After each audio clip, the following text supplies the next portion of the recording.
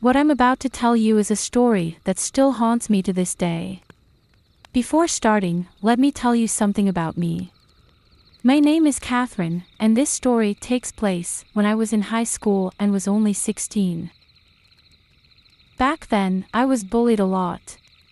It got so bad that my family decided it was best to move and transfer my school. The new school I was transferred to didn't go as well as I hoped for. I was easily lost in the sea of other students. I felt very alone and almost invisible. Then one day, two girls decided to befriend me. It felt so good to finally have people who wanted to talk to me, who wanted to be my friend. Little did I know, my new friends were not so noble and I was about to get myself into something horrifying. At first, everything was great. They were nice to me. They invited me to hang out with them and I finally felt like I belonged. However, little by little, things started to get weird.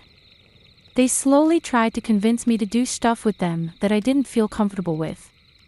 At first, it was little things, like smoke something or go out in the middle of the night. But, over time, the things started to get more and more out of hand. They wanted me to steal for them and they kept trying to get me to go out in the middle of the woods with them. I thought it was just strange. I'll say that both of these girls seemed really normal at first. They weren't popular by any means and they weren't weird or anything either. They seemed like really chill girls who didn't take life too seriously. But slowly, they started to show their true colors. Slowly, I started to feel a little left out. They had some secrets that they wouldn't let me in on. They kept having private conversations, and I felt like their conversations were about me. Especially with the way they would look at me when they'd whisper amongst themselves.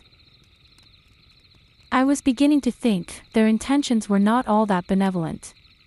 It was during Halloween, when things started to take a turn to a truly disturbing level.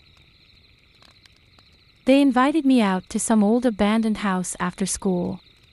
They said it would be really creepy and it's supposedly haunted. I was like, okay, whatever. I just assumed it was a quiet place to smoke without getting caught, so I went along with it. When I met up with them, they both had backpacks. They drove me out to the middle of nowhere in the woods. I started to suspect something unusual.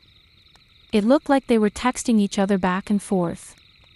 And they kept giving me odd glances. I just didn't feel right about it. It started to get dark as we walked out to the woods. Marley dropped her phone without realizing it.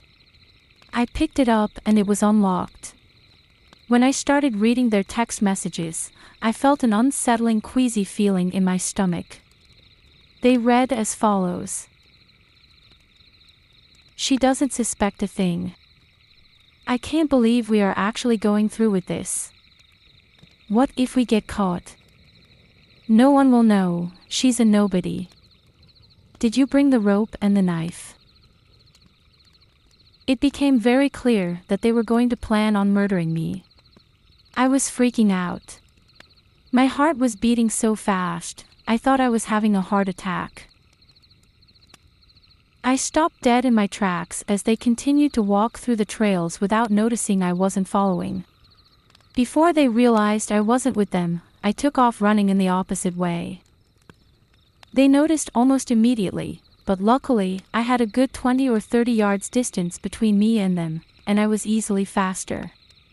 I outpaced them, and as I lost them, I darted into the woods off the trail and decided to hide.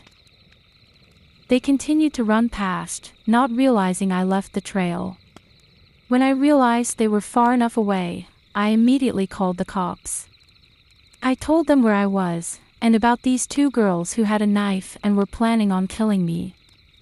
They told me to stay hidden and they were on their way. I did exactly that.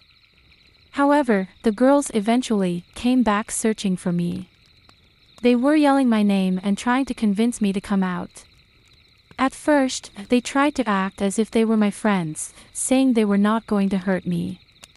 They tried to play it off as an elaborate prank. But things took a twisted turn as their true intentions came to light. Luckily, I was quick on my feet and recorded their conversation with my phone. They shouted out how they were going to kill me and gut me like a pig. They went into detail about how they were going to tie me up and torture me. It sickened me.